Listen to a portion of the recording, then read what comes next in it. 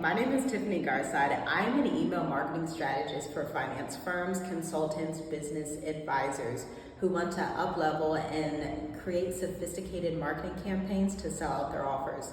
So I'm so excited to come to you here today because we are going on year 7, year 8 in business. I can't believe it's been 8 years. And as an appreciation to you, I'm going to tell you 5 things marketers and agencies get wrong about sales in 2024 and beyond. So this is for my fellow marketers out there, whether you're a social media manager, you own a social media agency, you run ads, maybe you have a website design company, agencies like that, creative firms. The first thing is marketing and sales are different mechanisms in the same train. So your marketing activities revolve around the content marketing that you do. That's posting here on social media. That's, running ads, okay? That's all of that type of stuff. But your sales mechanisms is the sales calls that you have. Now, another piece of sales that is inside of marketing is the captions and the copywriting that you create, because it really depends on the message that you're putting out there in the world on whether or not your clients will convert or not, okay? And then next, sales begins before ever talking to a client. Your content is selling people or repelling people, whether you acknowledge it or not. So the balance here is that you want to actually attract the right type of buyers, but to attract the right type of buyers, you actually have to go through a set of formulas to identify who your ideal client is. This is beyond psychographics and demographics like that. This is more about how this person buys. What are they looking for right now? What podcasts do they listen to? What books are they reading? What kind of entrepreneur are they, right? Because there are different types of entrepreneurs out there. This way, if you identify those prospects by identifying those like daily lifestyle mechanisms for them, you get to see, okay, I can speak exactly to who they are because I can talk about this podcast they may be listening to, these books they're reading, whether or not they travel. These are all going to be relatability pieces that are the first marker when you want to sell a high-ticket service. You have to be relatable. This starts with your copywriting.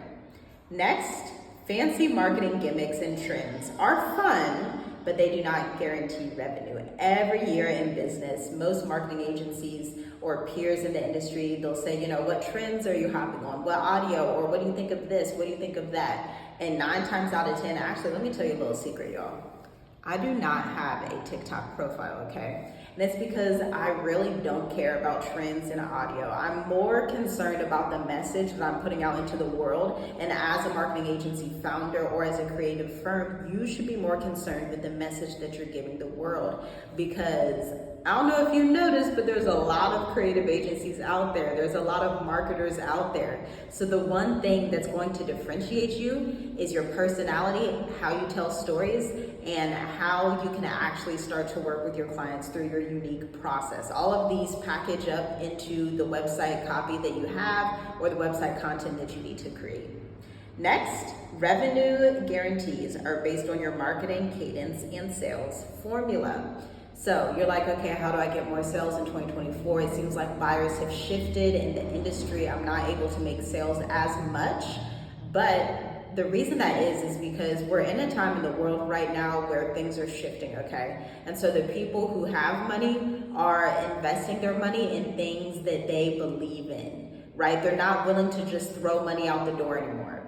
In 2020, it was easy to sell these type of offers, right? If you started your business back in 2020 or even prior to then, it was like hot in the online business world. But now people are starting to discern who knows what they're talking about from the people who don't know what they're talking about. The easiest way to prove that you know what you're talking about is to write down your specific process, include testimonials, and get prospects coming in on automation. This is what I do for my clients that are in finance. This is what I do for my own business, okay? You want to automate these sequences, and this is where we get into the actual solution to all of these problems, is to have a 12 email welcome series where you're walking your prospect through your specific take on marketing, whatever that is, whether it's you think video marketing is more important, whether you think podcast marketing is more important, whatever your realm is inside of marketing, you want to talk about your specific beliefs and why you believe them.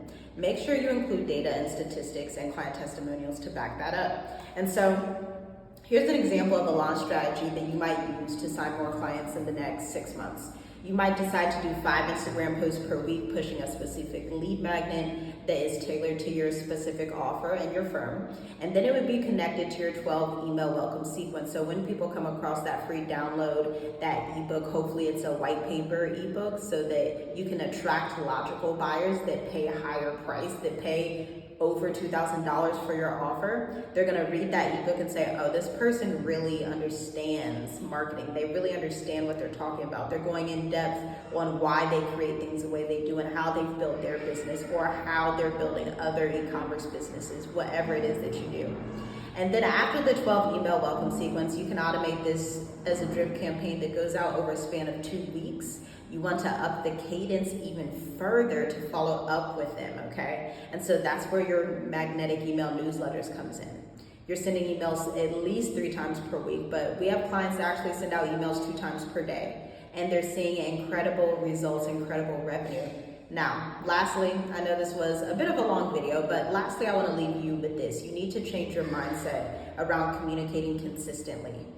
Every time I talk to clients or to people in the industry, everybody says, well, I just don't want to email people too much.